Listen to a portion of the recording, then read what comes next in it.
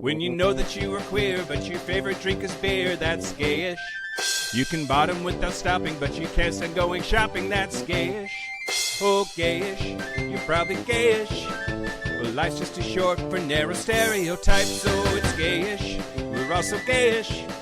It's Gayish with Mike and Kyle. Hello, everyone in the podcast universe. This is Gayish. The podcast that's excited to present. Oh, God. A 3-hour Gayish podcast holiday special spectacular featuring Dick Clark. No. The Rockettes. That was, I mean, and your name, unless. Oh, I'm Mike Johnson. And featuring BenDeLaCreme, Jinkx Monsoon, and Kyle Getz as the guy who deals perfectly with mental health issues and is a shining example of happiness. Whew. And we're here to bridge the gap between sexuality and actuality. And today, oh man, hey, we're Kyle. doing our holiday special. We're not. We're not. I mean, the title is holiday specials. We're going to talk about holiday specials. Yeah, it would be really off-brand if all of a sudden we did like a weird, did choreographed dances. I would love it. Podcasting is not a good venue for dances. How about tap dancing? We can pretend we're tap dancing. Can we just play the recording of BenDeLaCreme and Jinkx Monsoon tap dancing, and just that can be us? The recording of them recording somebody else tap dancing and pretending it's them. Yes, layers upon layers upon layers. But first, the news. The news, yeah, great. Okay, so this is news / an update. That was the theme song. The noise with your mouth. Okay, great. I love fart jokes. I don't know. It's our special. I'm not holding back anymore. Great. This is Unbridled Kyle, everybody. Unkyled? Yeah. I don't Unbridled Kyled? Sure. Great. News. Jingle all the way. Yeah, so last week we were talking about the fact that there was a trans bathroom bill that was working its way up through the court system. This week, the Supreme Court of the United States said, nah, we don't care to hear that, letting the lower court's ruling stand, which means that's good for us. Okay, two things. Yes. One, it got serious very quickly. Yes, that's true. Sorry. No. This is what we do. Number two, didn't we already know that? Did that already happen? No, we knew that it was being appealed. We knew that the Supreme Court was going to be potentially hearing it, I think. Oh, I heard that something verified and didn't listen to the case. Yeah. Last time. Was that the 7th district? That was the 9th district court. The 9th district court had said that the school's okay. Hold on, please. Hold on, please. Forget everything that I said. Did you repeat a news story? I didn't repeat a news story. Oh. But I did. Okay. Tell me more about that. Yeah. I thought this was about the trans thing. Yeah. And then I got the wrong article. Oh. So I don't know if I invented an article, if I dreamed about an article, if this is a sugar plum and it's dancing in my head, or if this is, I don't know. I totally fucked it up. Are you high on the miracle of Christmas? I guess so. You're only getting 2 news stories today, kids, because Santa forgot. Okay. You've been nice all year, so you only have to do 2 depressing things. So, okay, the trans bathroom bill thing was going through the 9th Circuit, and then Supreme Court was supposed to maybe hear it. And then there's this other thing that we also have been following on the show going through the 7th Circuit, I think it was the 7th Circuit, of allowing lesbians to both appear on the birth certificates. Mm-hmm. The Supreme Court definitely didn't hear that bill, letting it stand, which is good for us. Oh, yeah. It says that Obergefell v. Hodges does indeed protect those lesbians, and that they should Indiana should be forced to have their names appear on the birth certificate of their kid. Great. We do decree. We support those lesbians. I don't know why I'm thinking a president should say those words. I don't know. Maybe, or am I conflating 2 news stories? No, that's me. You are. You're wrong. I'm right. Okay, that's all I needed. That's all I needed from you. If this is a sign of how this is going to go, we are going to need more elves. But two good things. Whether I remembered them or not, 2 good things about the Supreme Court, which is surprising. given the current state of the U.S. Supreme Court. Assuming I didn't dream one of them, yes. Great corrections coming next week. Okay, well, moving on then. Comedian Eddie Izzard. Do you know Eddie Izzard? Yeah. Has recently officially on the most recent episode, Sky Arts series Portrait Artist of the Year, says that she prefers she and her pronouns. What is that thing you said? I don't know. Okay, great. On something said that. Yeah, I mean, I think it's like a fancy British, like, we're honoring artists kind of a show. Okay. Anyway, she says that she requested that she be referred to with she and her pronouns, which it's really interesting. She's 58 years old. She's referred to herself as trans since 2016, saying at the time, quote, "I've got boy genetics and girl genetics. We get obsessed by it in humanity. If you look at a tiger, you go, ooh, tiger. We don't go girl tiger or boy tiger. We are obsessed by the genders because we grow up in one gender or another. No other animal is obsessed by our gender. They don't give a monkeys about our gender." They don't give a bonobo. Yeah, exactly. And Eddie Izzard famously has appeared in femme clothing as part of her stand-up for decades now, and has always been gender fluid, which apparently she doesn't identify as female. She isn't a trans woman, but she's gender fluid, preferring feminine pronouns. Got it. But it's really very interesting. Her life is fascinating, and I think that it's always been a part of her comedy, even well before we were having this conversation. And it's pretty cool to see. So congrats. She doesn't play in a rock band? No. Okay.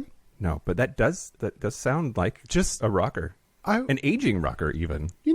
Just checking, because I definitely know who she is, and just wanted to make sure she wasn't like John Travolta and had a secret rock career. Yeah, that's who I thought that was. Okay, cool. No. Good work, yay for you, Eddie. Her comedy is really interesting too, because it's just this like rambling, like almost incoherent word salad that somehow still makes sense. It's like watching my mom do stand up. She's fantastic. I think that the news theme song, the actual news theme song, should be Mike explains to Kyle why memes he saw on the internet yesterday were funny. Oh yeah, because now this makes something make more sense. Oh, okay, great. So news the last. Great. Okay. There's a 77-year-old lesbian named Linda Warren who's giving holiday gifts to LGBT plus kids who have been rejected by their families, calling herself Queer Santa. Aww. She's handing out gifts for the 22nd year as part of her holiday celebration at the Center on Colfax, an LGBT youth center in Denver, Colorado. Hey, I was born there. Really? Yeah. More than 22 years ago, though. Yeah. Oh, goodness. She says that she started the tradition because of her own experience with being rejected by her family because of her sexuality. Quote, "Back when I was coming up, you weren't accepted at all," she said. "If anyone found out you were gay, you wouldn't have any friends, hardly. My family did find out I was gay after I was grown, and they disowned me. So it's very important to me to make sure that all children are taken care of and that we can do anything that we can." So, yeah, Queer Santa, I think she's great. That's awesome. Were all the news stories good? It's Christmas, Kyle. Fuck. It's holidays. Oh no! Don't start with that.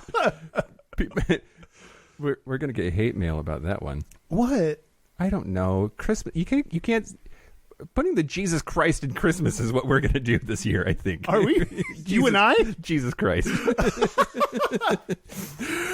Okay. That's the news. Oh, well, you know what is news? What is news? We have a new Patreon member that I want to thank. Okay, great. Thus, continuing my seamless transition into the Patreon section. So now that we have, I've caught up on Patreon names, we can just luxuriate in the individuals that sign up now and really like just get into it. Yeah. So I want to thank our new Patreon member, Drew Mackey. Drew Mackey. We know that bitch. Yeah. I assume so. I didn't look too hard into but it'd be coincidence if it was like that dude we just talked to on that episode, and then someone with his name was like, "That's my name. I should give them money for." Yeah. Maybe this is like the Drew Mackey Foundation that's supporting Drew Mackeys in all the Drew Mackeys. There could be a myriad Drew Mackeys. There could be a Mike Johnson Foundation that supports all the Mike Johnsons to elevate the name of Mike Johnson, because you get in trouble for each other's shit. That's true. Yeah, and there's enough Mike Johnsons to start a foundation of just people at Salesforce. Oh, really? Yeah, there's 10 of us. This is a great idea. If you want to support our new endeavor in creating the Mike Johnson Foundation, go to patreon.com/Gayish podcast and give us money. In fact, I bet we could do a podcast just talking to gay Mike Johnsons. That would be a lot of fun. I'm serious. I think that's actually a really good idea. Great. All right, great. Do you want to talk about holiday specials? Let's talk about holiday specials. Okay. First of all, worst holiday special ever. What do you think? Go, Kyle, go. I really didn't. Okay, stop talking. The right answer is the Star Wars holiday special. Oh, God. It's the worst thing that's ever happened in the history of television or sci-fi. And to be the worst in multiple genres, I think, is impressive in and of itself. Did Star Trek ever do... Star Wars. No. I know. Oh. I did know that. Did Star Trek have a holiday special? Great question. I don't know. Dan is going to find out. At the ready. Don't give me that finger. It's Christmas. You gave me the 1 minute finger, not the... I think. Yeah. All right. I didn't... The only movie, real Christmas movie I watched growing up is Christmas Vacation. I've watched that every year since I was 5. So I've now watched that 20 years. Mm-hmm. They're more than that. It's more than that. Mm-hmm. I'm older than that. Mm-hmm. And I don't know. And then I've been rewatching all the Christmas Bob's Burger specials. Oh. Yes, Dan. Fucking Dan. Star Trek has never produced a full-blown Christmas special, but one article I looked at said that The Trouble with Tribbles was billed as a Christmas special when it aired on the 29th of December in 1967, which would be weird because it would be after Christmas. So I think that's bullshit. Maybe that's the trouble. Maybe that's tribbling.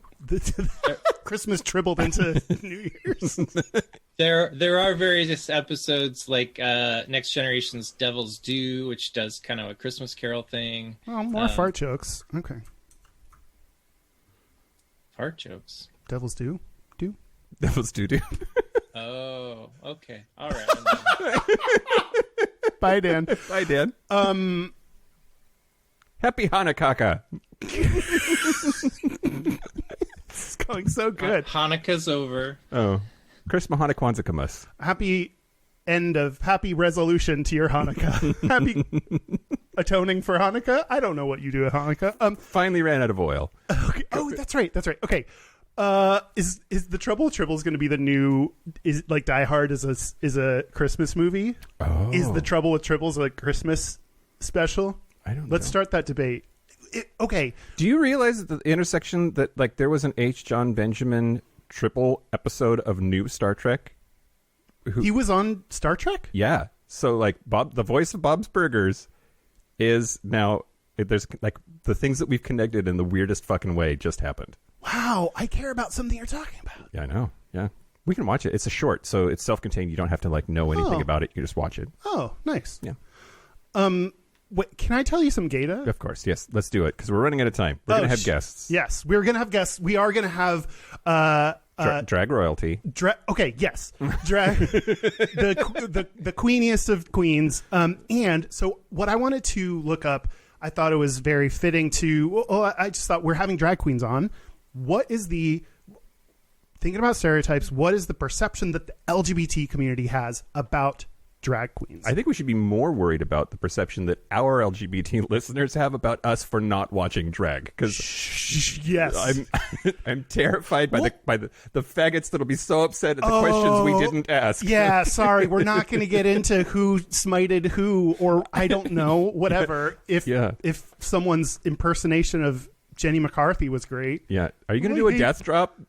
That makes for good audio. I did it. Ha-cha! I did it. Okay. So I found this article about perceptions of drag queens, and then I realized it was about drag queens in consumer advertising.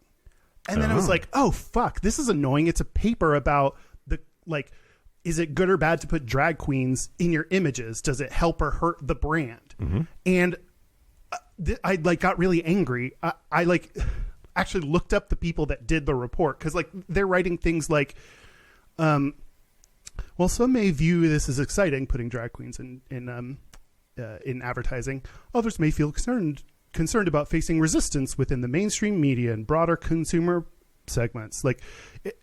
Talking about it in such a clinical, is it good for your brand or not to do this? And that's I was like, oh God, really? Yeah. This is what we're doing?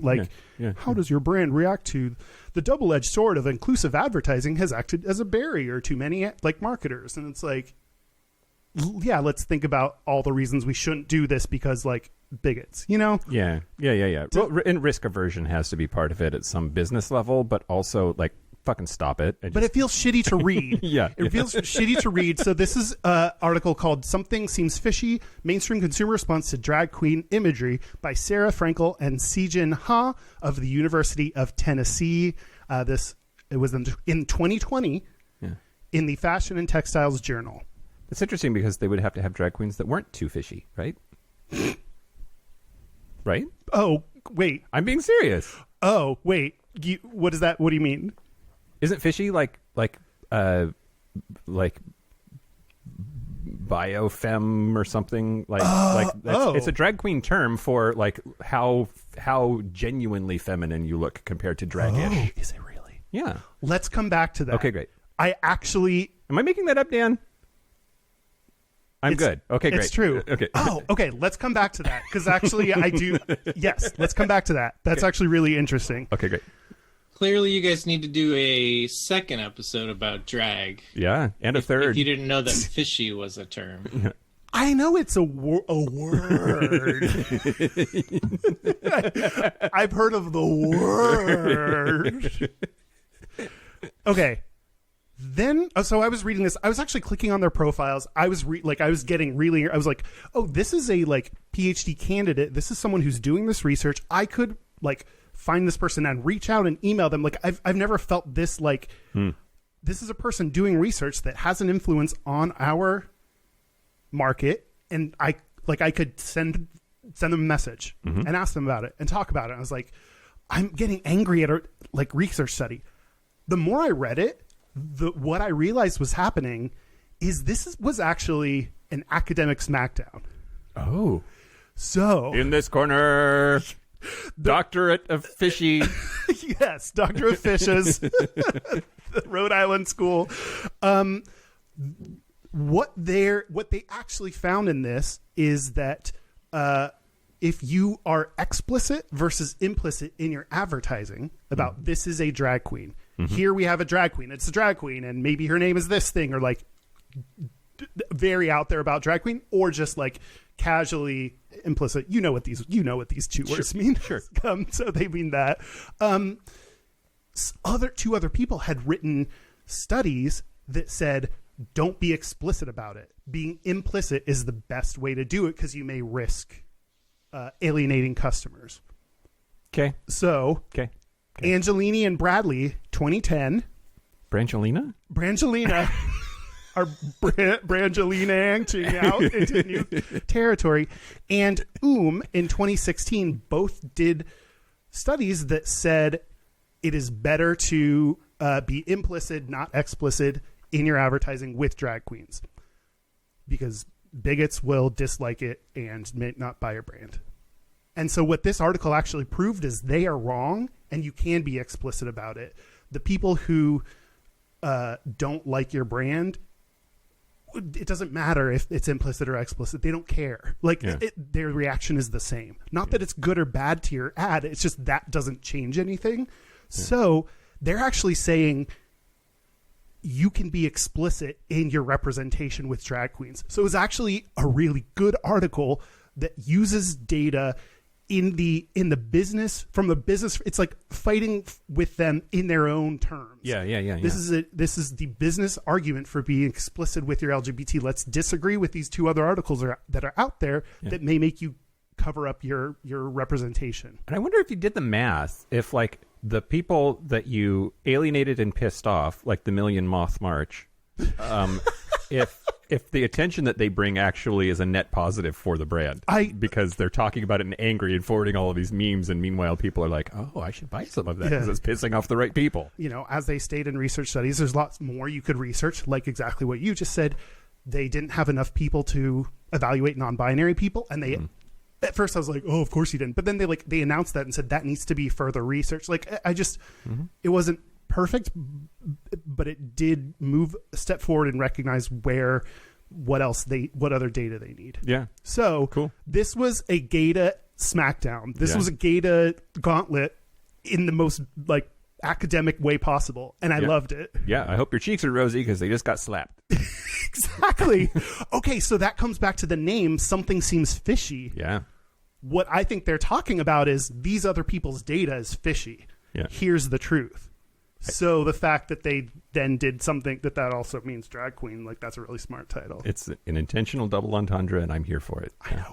I like want to talk to them and be like, did you like do this? This is an intentional smackdown that you were hoping just to, I want to ask you about your headline. Are you smart? Are you smart or accidentally prone? You know, like did you know what you were doing? Yeah, I think they do. I think they do. That's how it comes across, which is why I want to. I just want them to like verify. Yeah, we were like really politely throwing down. Yeah. So before you said the headline, I was thinking in my head, I wonder if the guidance would be to have extra fishy drag queens if you're going to put them into media, hoping that bigots won't notice that they're drag queens. So people outside the community could look at them and just be like, that's a woman. Yeah. Do. Yeah. Cis woman here. Yeah.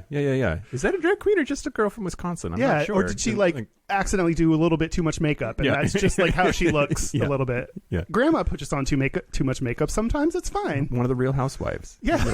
It's hard to tell them apart sometimes. I think it's also worth mentioning that fishy has come under some scrutiny for being a potentially problematic term. Yeah. If it may refer to the smell of fish, and you look so much like a woman, you smell fishy. Yep. So it has a negative. I mean, if you call another drag queen fishy, that's a negative thing. No. I'm saying the word is problematic, not that the term is. The term is not an insult. Got it. But you could use it in a way that was very and transphobic. To back up what Dan is saying, I think that I always understood that term, like the etymology of that term, to be about vaginas. The vaginas are smelly, and you look like you have one because you're authentically female. That's not my belief. I'm just saying that that's what the joke is. Yeah. And so does it fit in the category with a lot of the words we use, like you're a pussy, vagina, weak? Like, does it fit in that kind of ballpark of got it? Yeah. Huh. But then there's like, it also represents like how good you are at being feminine. Like, is this why? Remember when glitter? Like we stopped using certain glitter because the fish ate it. Yeah, it transed the fish. And didn't it trans the fish? Yeah. Is that in this ballpark too? Is that the same thing? It is now. The fish are coming up. I'm just saying, there's something with you know how people think they're lizard people? Yeah. I think they're fish people. They probably are. At the highest levels of our government. Absolutely. I don't want to name names. Joe Biden. Yeah. Absolutely. Okay, well, great. Okay, cool. Now the moment you've all been waiting for. When we come back from the break, we will be speaking with people we don't deserve to talk to. We're not worthy. BenDeLaCreme and Jinkx Monsoon will be joining us. Yeah, they created a holiday special on Hulu that we both watched and are excited to talk to them about. Excited to talk to them about drag shit. Yeah, drag queens on Hulu. Drag queens on Hulu. What next? A woman vice president? Great. Should we take a break? Let's take a break. Let's take a break. This is the part where Mike and Kyle take a break. Well, okay, great. So are we back? Yeah, we just did we're back. We just did a practice run. We'll do it again. We're here with BenDeLaCreme and Jinkx Monsoon, and we are here to talk about holiday specials. Yeah, welcome to the show. Thank you for having us. We're very glad to be here. This time for real. Yeah, this time for real. This is the first time we're doing this, just if anyone's listening. Oh, fuck. Okay, so maybe this is a good note to start off on, that we're not going to be your typical... We have a confession. Yes. And the confession is that neither Kyle nor I really follow drag that closely. Oh, thank God. So, in the nicest way possible, for our listeners who are also gays that don't follow drag, who are you and why should we care? Is kind of like what I want to ask, but whatever the nice, diplomatic way to ask. You guys answer that first. Oh, you can just skip us. You don't have to care about us whatsoever. So that one's pretty easy. Well, I will say there's two types of queer people who don't care about drag or don't know about drag. There's the ones who say it like you, kind of apologetically, like, oh, I'm really sorry, I don't really follow drag. And then there's the ones that use it as some kind of queer elitist stamp of I'm too good for drag, and I'm glad you're not the latter, because I don't really understand the people who are like, I'm an artist, I don't care about drag, or whatever their reasons for not wanting to give a shit about drag. It's like, actually, we're a cultural phenomenon for a reason, and you would do yourself well to at least have an approximate knowledge of the race of people who are taking over the world. Are drag queens a race? Are we apparently a species? Now. Yeah, they're in their own genome. That's a thing, but to right? actually answer your question, no, you're literally we literally yes, and then I want to come back to that because I want to talk about those queers that, yeah. Oh yeah, the bad watch queers. out, because you won't get another question, and if you get us started on that one. But I'm BenDeLaCreme, and Jinkx and I. Some people might know both Jinkx and I from the reality TV show RuPaul's Drag Race. Jinkx won season 5. I was amazing on season 6 and All Stars 3. But we also both have had drag careers since long before our Drag Race careers. Both of us, I think, Jinkx and I have been working together for 10 years. And I think part of our bond as artists is that we both care deeply about this art form and have been really inspired by drag for many, many years. But we've both written many solo shows. I direct and produce a lot of theater.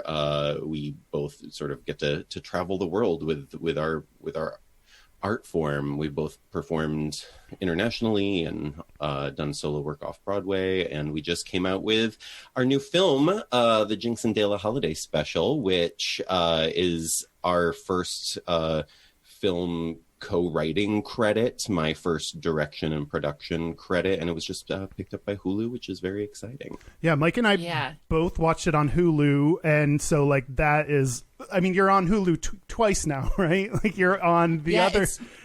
It's been a good year for queer Christmas. Yeah.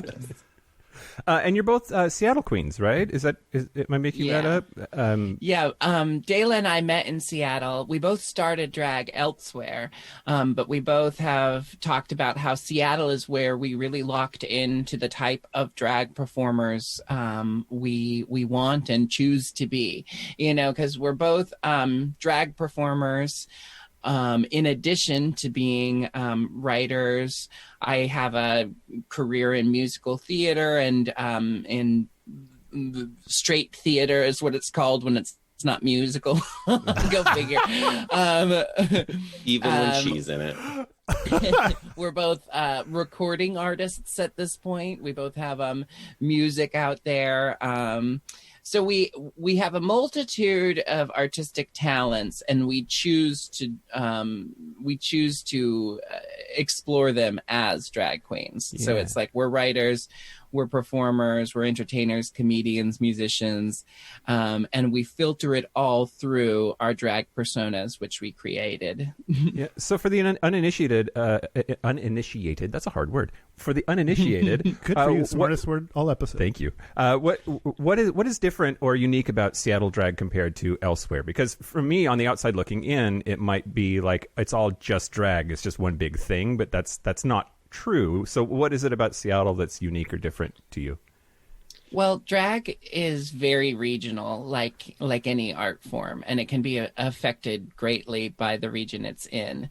So when you go to different parts of the country and different parts of the world, you'll notice nuances and differences between the drag you see there versus the drag you see in Seattle. And I think Seattle is very character and performance driven drag, where the character and the persona and the script and the aesthetic of the show that you're seeing kind of takes precedence over the hair, the makeup, and the jewelry, if that makes sense. Sure. Yeah. Okay. Sorry, I was like so distracted during your answer because I was trying to develop it's only drag if it's from blah, otherwise it's sparkling female or something. Anyway, Yeah.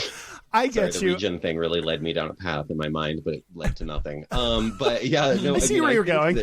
I like it. I mean, I think drag is definitely super regional.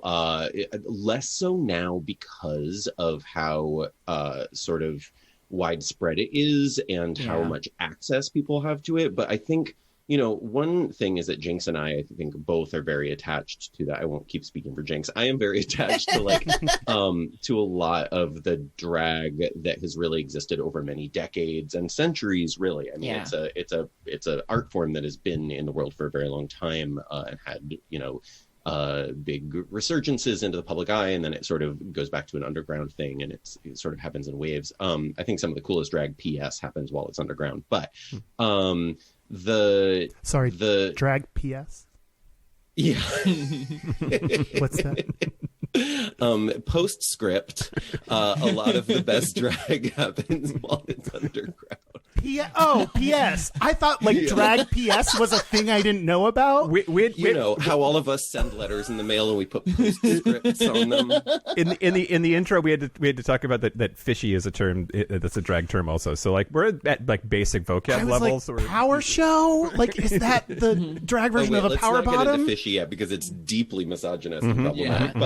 No, that's actually helpful because we There's an article that Kyle found where it was in the headline. It was about drag representation in mass media advertising, and they said there's something fishy about your data, or I forget what the headline was exactly, but they just threw that word out there and had to. Well, it's been in casual drag parlance for a very long time, but there's been a lot of much better conversations about it in recent years. That's one of the nice things about the mainstreaming of drag is that those conversations that were maybe on the sidelines get out there way more. But real quick, as far as genre, I just we do lose the regional aspect a little bit as drag becomes more popular and people kind of learn about each other's styles through the internet and through television and everything else, and there tends to be a little bit more of an evening out in that way. But I also think it's important to kind of note that drag history, regardless of region, has so many different elements. I really like to describe it as drag is like visual art. There's painting, there's sculpture within painting, there's expressionism, there's realism, there's abstract, drag has so many forms. It's really a pretty broad blanket term. Yeah, because it's an art form, and every art form has room for lots of diversity, lots of nuance, and I think that's the thing that people on the outside looking in assume that all drag is the same. And now I've been quoted saying, you've seen one drag show, you've seen them all. I'm allowed to say that as an insider, but until you really go out there and taste all the different flavors of drag, you look foolish to generalize it, because when you become a fan of drag or an expert of drag or a professor of drag, what have you, you'll notice that there's just so much nuance and there's so much diversity in the way that drag is done, presented, and performed, and what drag means to individual artists. There are a lot of people where drag is an extension of their gender identity, and then there are a lot of people who decidedly are men portraying femininity in performance. You know, like, we all define it for ourselves differently, and that melange of different ways of doing drag is what makes drag I think so impactful. Is there's something for everyone, and there's room for everyone in the drag community. So Jinkx bottom line is, do as Jinkx says, not as she says.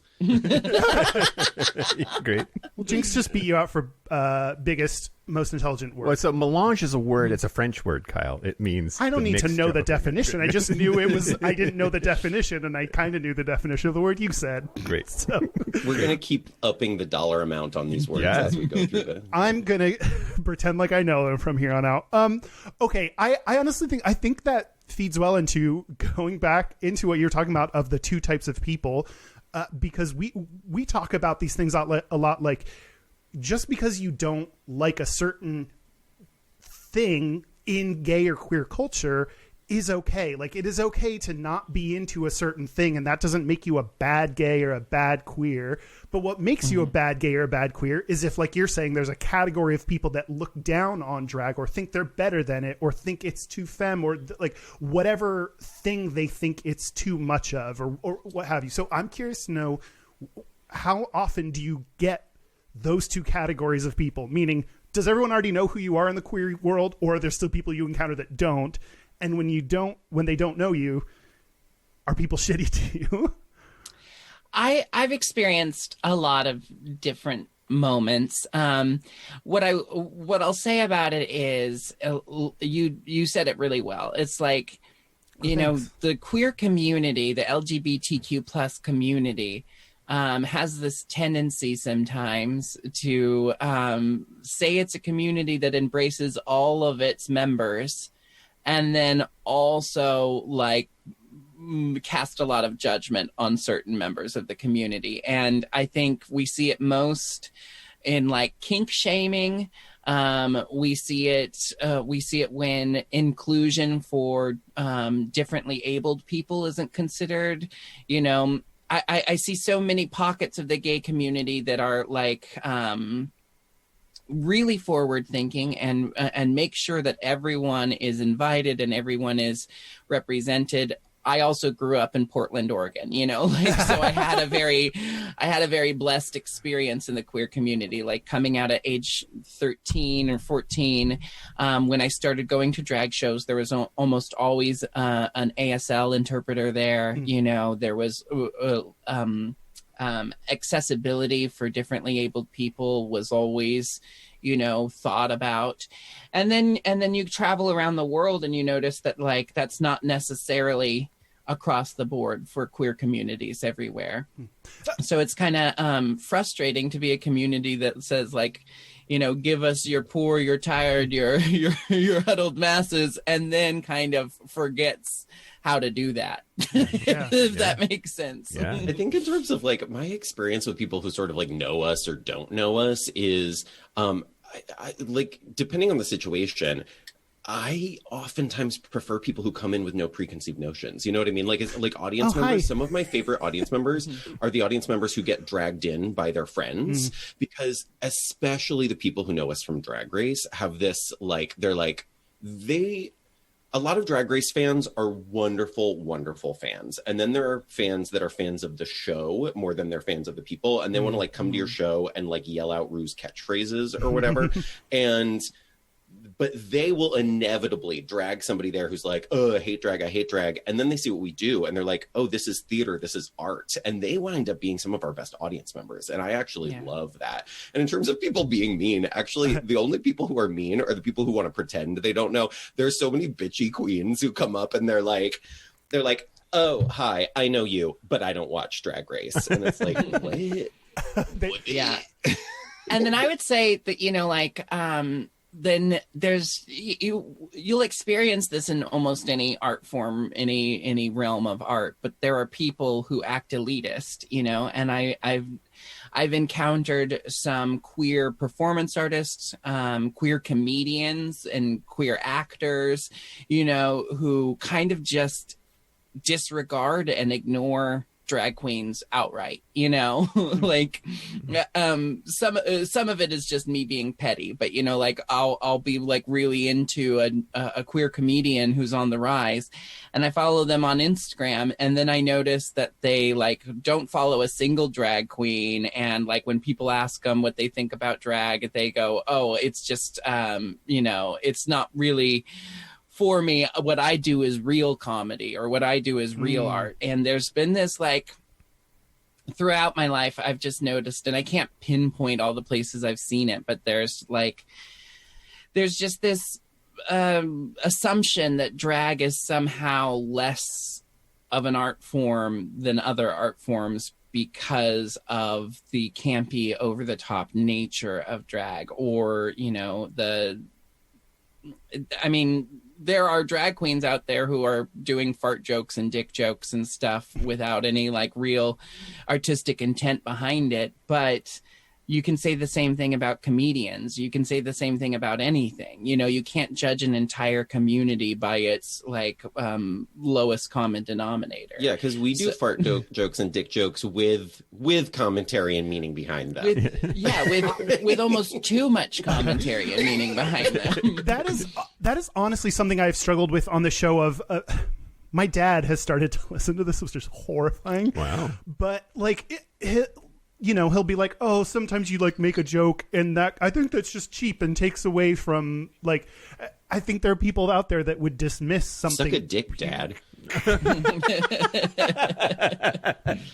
I love you, Dad, if you're listening to this one. Merry Christmas. Merry Christmas from across the United States. Okay.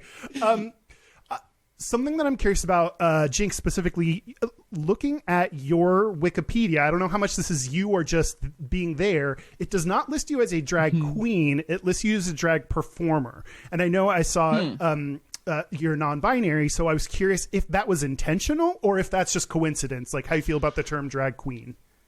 I have no idea why my Wikipedia is like this. Okay. I make a point not to peep my own Wikipedia too often, but I don't know if that was changed at some point after coming out as non-binary, but I don't think queen at this point is necessarily a gendered term. I think it's more of a title, like I think of drag queen as a title because you are making the conscious choice to be a drag performer and take on what it is to be a drag performer. What I would say is like, I see a lot of male comedians who do drag characters, and for all intents and purposes, they're in drag, but they're not really worried about being a drag queen. They're just playing a female character. They're kind of just putting on a wig and putting on some makeup, and I think when you live your life as a drag performer, that's when you're a queen. And when you're someone who uses drag in your work, you're more of just a drag performer. Drag queen implies a lifestyle and a commitment and a sacrifice that I don't think anyone, just everyone, deserves. Dela's making a face. Free associating. I think. Listen, honestly, I actually just had this conversation with someone the other day because we were talking about male performers who use drag in their work but don't live their lives as drag queens. I wouldn't want to give them the title queen because queen implies that you've like worked for something to be there, See, I actually feel like I love the term drag queen because I love the art of drag and I like honor that tradition and all those other things, and I definitely consider myself a drag queen, but I use drag performer a lot, and I use it because I think people take it more seriously. A lot of people are more dismissive of the term drag queen, and they're like, oh, okay, you're like bucking and twirling and like lip syncing to whatever. And when you say drag performer, people are more likely to like understand that you are like work in theater essentially, so that's always been my association. That makes sense. Yeah, I think, like Dela and I are just kind of circling around the same drain, but I was that related to our discussion, or are you just talking about your current status or how you're feeling right now? No, I mean, I think that's just a great example of like, there's so much nuance, and there's also, we assign so much importance to drag performer versus drag queen versus female illusionist versus impersonator, I think at the end of the day, the important word is drag and not the word that comes after it. That makes sense. Oh, can I keep on my roll, Mike? Sure. Okay, yeah, great. Okay. I just set up the mics and turn them on. It's all you, baby. Go for it. I've kind of forgotten you're here for a second, but that's fine.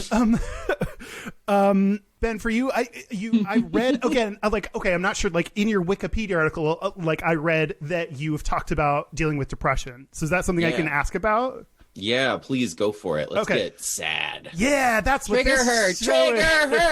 Can I do some of that wine? I want to start weeping. Yeah. Oh my God. Well, we Great. kind of always. Well, I don't know. Yeah, we're drinking. It's fine. I'm jealous. I still have whatever. Yeah, I'm jealous. Okay. Yeah, depression. Yeah, depression. Okay, so I mean, we just had our last episode. We talked about how difficult it is right now. Pandemic, blah blah blah. You know the drill. Being alone, being isolated and everything. And if we look at you as people, as human beings that created a thing in the middle of a pandemic where I'm struggling to stay alive and be a person and manage with my depression. So how do you make a thing in the middle of this? How do you keep doing new things? You could just hang out and be like, I'm that bitch from RuPaul's Drag Race. I'm cool. But you're doing new things. And I never know how to keep going. And I just wanted your advice on that. Yeah, man. I mean, depression is an ongoing thing. And I've been very, very public in talking about it because I think it's a thing many, many more people experience than talk about it. And fortunately, there's a lot more conversation now, but especially in the queer community. And so I feel like the destigmatization of talking about it is super important. And which is why I like to bring it up so much. And I also think it's really important to see people succeeding within depression, because a lot of times people are like, how did you beat your depression? I'm like, you don't beat depression. You learn to navigate it. And a huge part of that for me has been performing, creating art. I mean, I actually also think it's sort of funny. I think people who have struggled with mental health stuff are uniquely equipped to deal with a pandemic, because I know so many people who have never been affected by that, and they're like, oh my God, what do I do? I'm so depressed. I've never been depressed before. And I'm like, sister, you need to practice going into this, but I do think that overall, art making has always been a tool for me to pull myself out of those moments. And the creation of Dela, who is my drag character, who is super upbeat and joyous and full of energy. I mean, for me, that is in many ways a tool where no matter how I'm feeling in my life or in a moment, if I put on that makeup and it's time to do my job, then I am in that mindset for that period of time. If I have a responsibility to an audience to bring that energy and that joyousness. And so this film, I think, it would have been easy to just, get sucked into my bed sheets over the course of the next, previous 9 months. But this film was, and no shame in that, honestly. One of the things I've also been dealing with is basically since we finished post-production, there's this added thing of, for art makers, I think, of postpartum depression. You birth this baby and then it's what is my life now? And that on top of COVID has been really intense. But again, it's I just feel you know what, it's fine. Experience depression, let yourself move through it. If you struggle against it, it's so much worse. It's like quicksand. But I do feel this film really gave me and a lot of people something to be joyous about. Yeah. And so I'm so grateful for the project. If anything, to me, it's less about how did we do it, and it's more how would we have survived without it. Yeah, I agree. Dela and I both, it's really funny because I think we both created drag characters that helped us in terms of our own mental health, mental illness, and depression. You know, Dela created a character that's terminally delightful and is like unyieldingly optimistic and cheerful and bright and positive. I created a drag character that's a bitter, jaded, boozy, self-indulgent, selfish bitch. Created a character is in deep quotes. But what I've found throughout, like, the more and more I work with Jinkx, the more and more I feel like everything that weighs me down, like my own pessimism, my own nihilism, my own negative thoughts, I give them to Jinkx.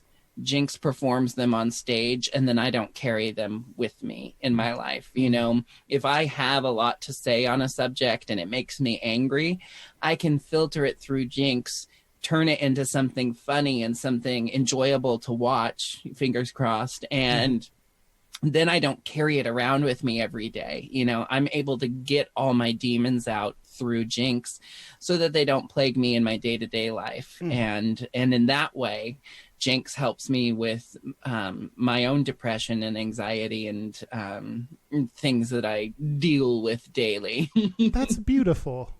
There's also, I think, the like service to others element, right? It's like when you do something to uplift other people, it's like impossible to focus on like wherever you're at yourself if it's negative. I think the only service to others right now we can do is glory holes. I think that's the only safe thing we can do right now, right? Exactly. And the government told us to. Right. Didn't the CDC say that? Yeah, they actually did. And if you're like, you know, if you're engaged in that kind of service, like what kind of time do you have to be depressed? It's like you gotta really focus on the task at hand. You gotta buy wipes. Right?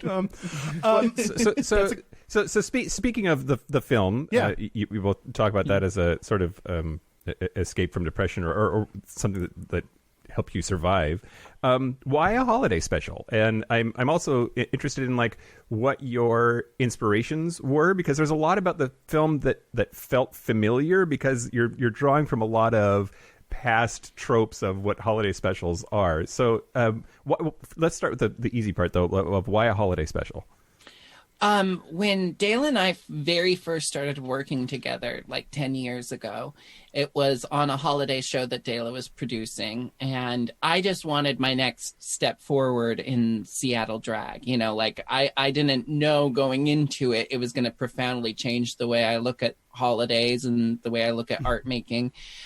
But Dela's mission statement all the way back then was to create an environment where queer people feel like they're going home for the holidays if they don't necessarily do that, you know, in their ordinary lives. You know, a lot of queer people are estranged from their blood families. A lot of queer people feel excluded at this time of year because of a myriad of reasons. And by creating a holiday show that was by and for queer people, you were giving the LGBTQ plus community something to do that like can take the place of going home for the holidays if that's not an option for you. And the more and more we like work together on holiday stuff, the more and more convicted I became of like, oh, like we might be taking the piss out of the holidays, but what we're also doing is giving a sense of community back to our own community at a time of year where we oftentimes get overlooked or excluded. Yeah, you know, I mean, the film is so much about creating your own traditions, and that's kind of always been what these shows are about. I mean, I've been performing on Christmas Eve for the last 14 years. Actually, this is going to be the first Christmas Eve I'm not spending on stage, which is like, I'm like, what is this? You know, because I am fortunate in that I had like a relatively neutral family experience to my coming out, but it was still a thing where I've never felt super at home, and the holidays always sucked. It was always like, I did grow up in this kind of picturesque New England, like snowy white hills and singing carols around the tree kind of upbringing, whole extended family gets together, eats a lot, gives too many presents, but it's like so empty. Nobody really likes each other that much. And I just really hated it. Like, I hated going home for Christmas, and I dreaded it every year. And so creating this, holiday shows on Christmas Eve, it was like, I got to see how many queer people in Seattle at the time were like, we don't have a thing we do on Christmas Eve. We don't have a place that we spend, we're so inundated with this imagery of homecoming and family. And so, and it just became very clear very early that it was super important to a lot of people, and it became my tradition, and it became what saved Christmas for me. And now I love it. And also Christmas is campy as hell, right? It's like, it's so sparkly and everything's lighting up, and we put our trees in drag, and it's like, everybody's like wearing sequin sweaters and singing. Put our trees in drag. The whole world turns gay at Christmas. It's like, I've never thought about that, but I love that.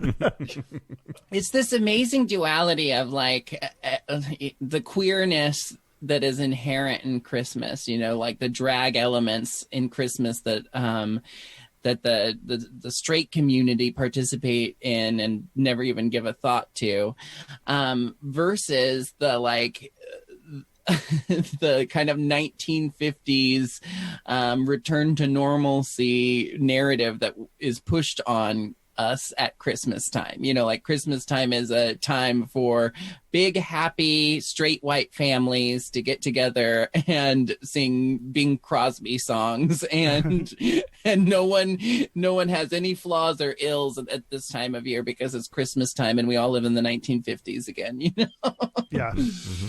I will say, this sounds like I'm blowing smoke up your dick. Wait, no. Do it. I was. Is that CDC approved? We'll check the books. Dan, check the CDC guidelines for me. I was not expecting. So I was like watching this last night. Also, I was very high. I don't know if that played into it or not. And I was worried, like, am I supposed to be high watching this? But then I watched it and I was like, yes, I think that's acceptable given the contents of it. But like, I was not expecting. I really enjoyed it, and it was. Like you're talking about, like there are jokes about what you'd expect, balls and dicks and hooking up and stuff.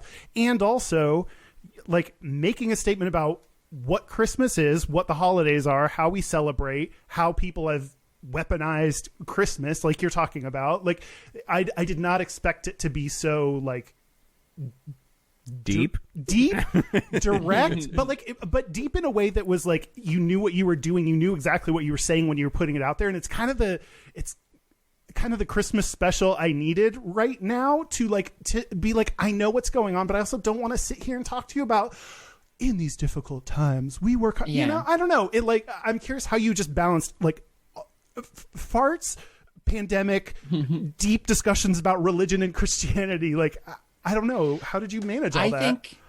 I think something that was important for both of us, and Dela talked about it a bit earlier, but we are both heavily inspired by the drag that came before us. We both are really passionate about paying homage to the queens who laid down the brickwork for us to be able to do this as our careers before there was a TV show dedicated to drag. My friend Peaches Christ often refers to these queens from before Drag Race as the old guard of drag, like the elders, the sages of drag. I like thinking of it as a Dungeons and Dragons kind of thing. But yes. Mike's our DM in my D&D group, so. Your D&D I'm the group, and as well as your other social group. If you see the work of drag queens that come before, there's a lot of dick jokes and stuff, but that's not always shallow, like you can, I think it was important to show that we can make dick jokes and fart jokes and make really deep jokes and biting commentary and really smart satire, because the two things are not mutually exclusive, and then we're also tipping our hat to the drag that came before us, like with full frontal male nudity. It's like, here's what you expect from a drag show. Here's what you might have come here for. But now that we've got your attention, we're also going to slap you across the face with some, pretty sound rhetoric. I think, I mean, our film is it's obvious, it's influenced by Judy Garland Christmas special. It's influenced by Pee-wee's Playhouse. It's influenced by Warner Brothers cartoons. It's, it's just kind of this melange of things, and we know, oh right, melange, there it is. But it's this fruit salad of things, and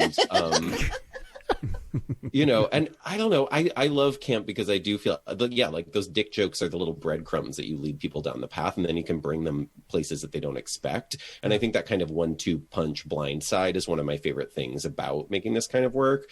I mean, all of the shows I've done, they come out of like having something to say, and then you kind of like candy coat it and all this other stuff, and that's what gets people to watch and engage who wouldn't. And the idea that sort of drag and cabaret are like lowbrow humor, like I actually love that because it's accessible, and people who wouldn't maybe come into something willing to watch it if you just were like, it's about these deeper things. It feels like everyone has access to it, and that feels important to me. Yeah, feels Shakespearean in a way. Like, thank you. Wow. It really does. It really does. Yeah, no one's gonna like, hey, we made an entire story about the politicalization. That melange, thing. is that the word you're looking for? The melange of Christmas. The politicization. Nope.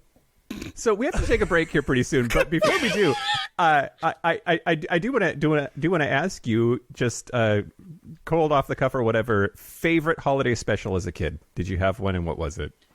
A Muppet Christmas Carol, and I think it remains my favorite holiday special. Yeah. I just really like Muppets tackling the classics. It really puts a lot of smile on my face. And Miss Piggy is a drag icon, of course, as well. But I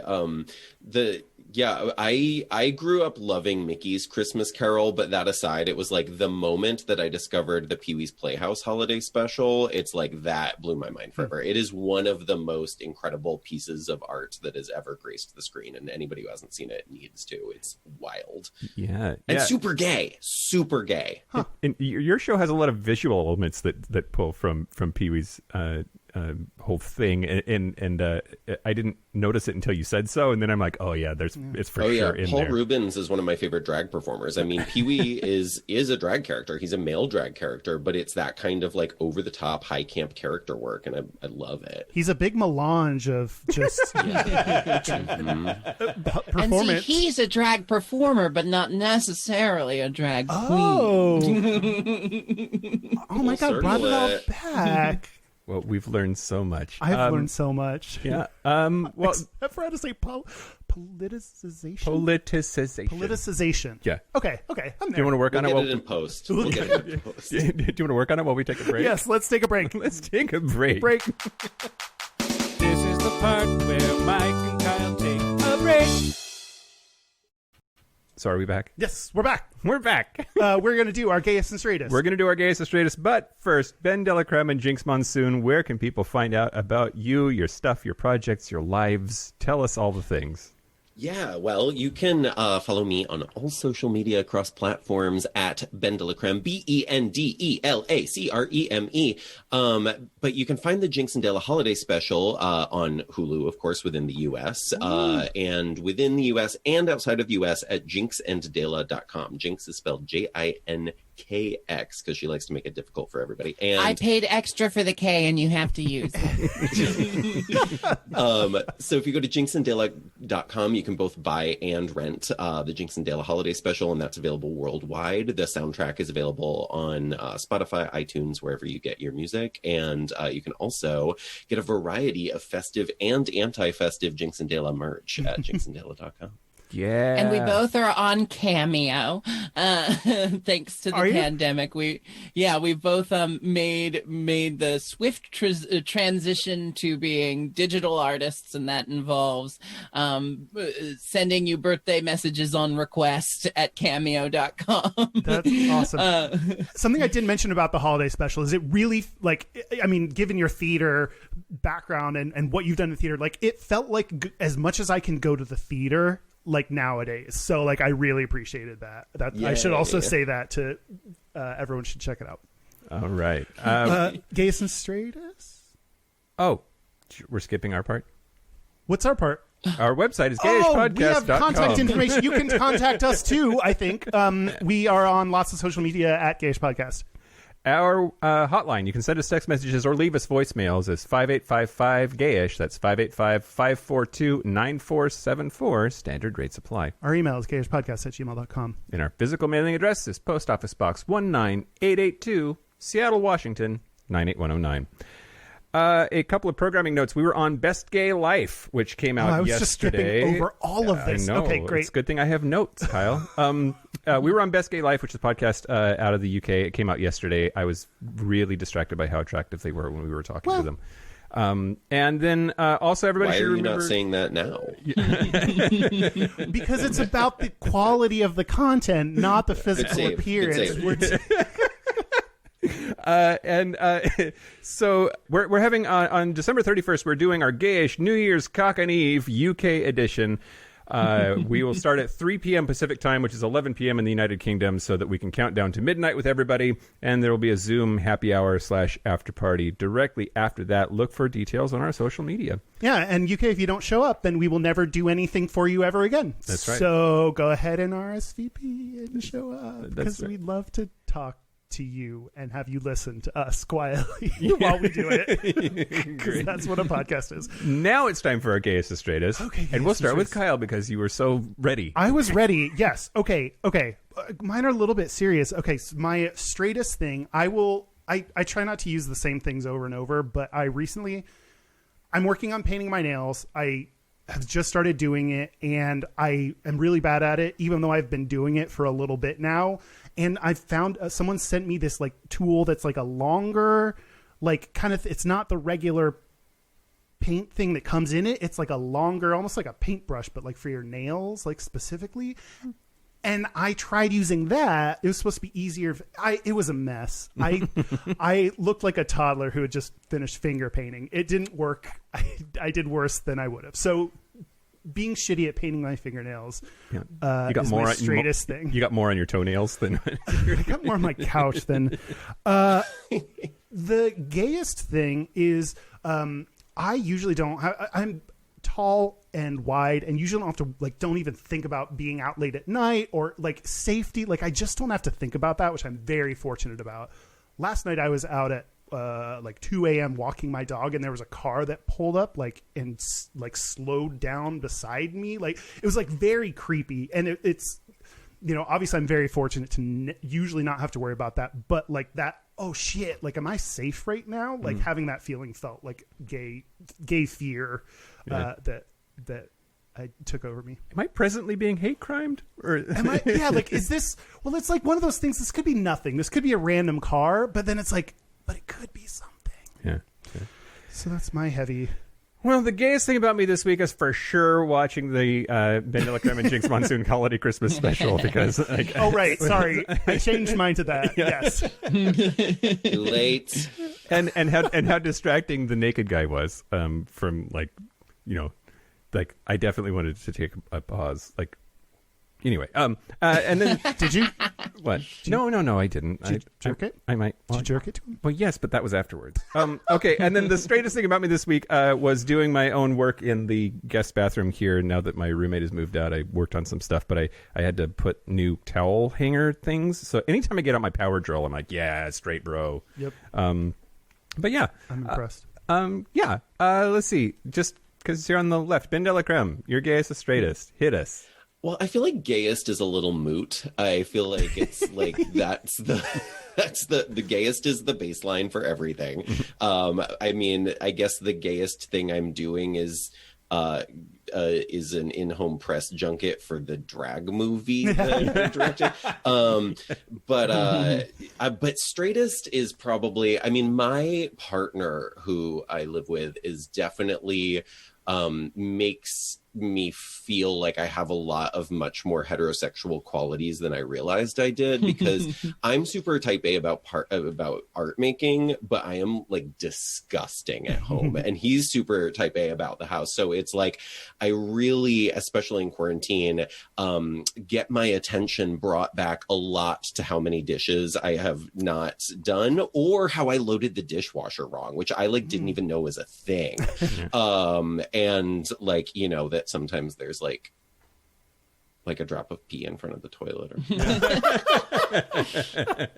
I'm not good with attention to detail around the house. That's the point. And if I were left to my own devices, it would be like a little Grey Gardens around here, probably. Yeah. But yeah, no, my partner has definitely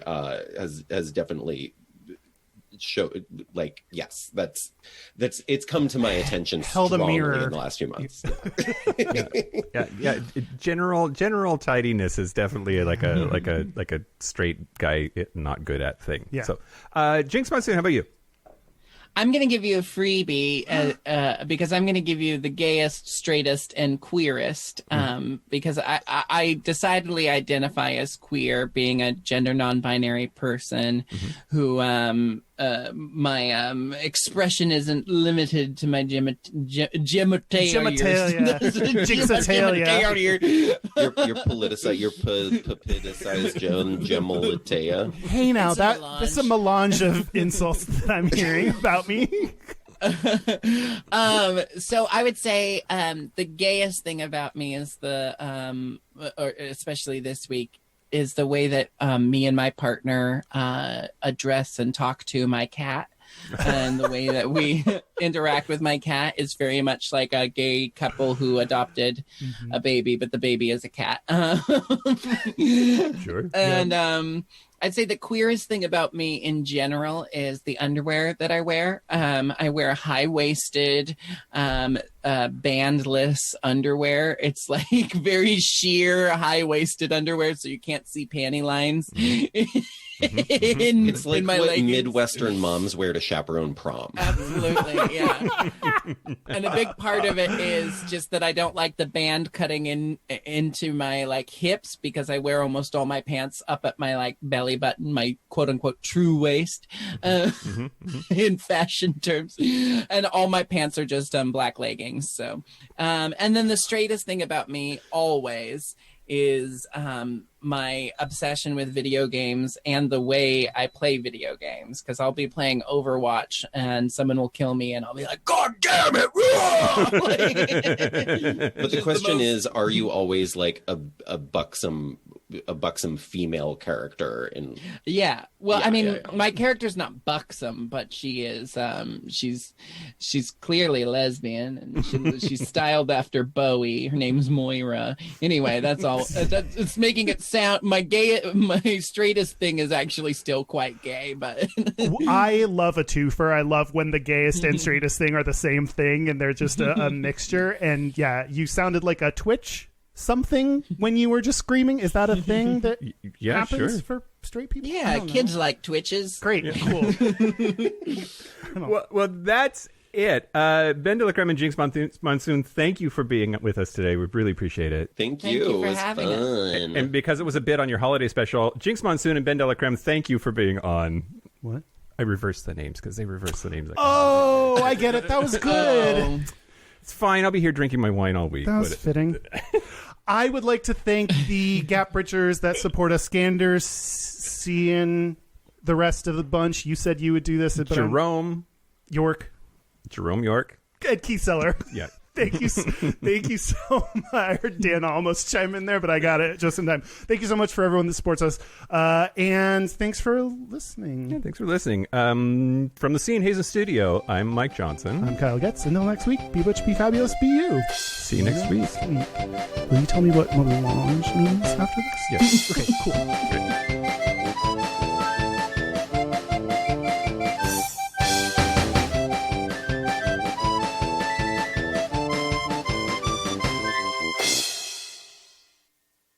So when we come back from the break, we will immediately throw it to one of you or both of you to plug whatever. Plug everything. Oh, Dela can handle the plugging.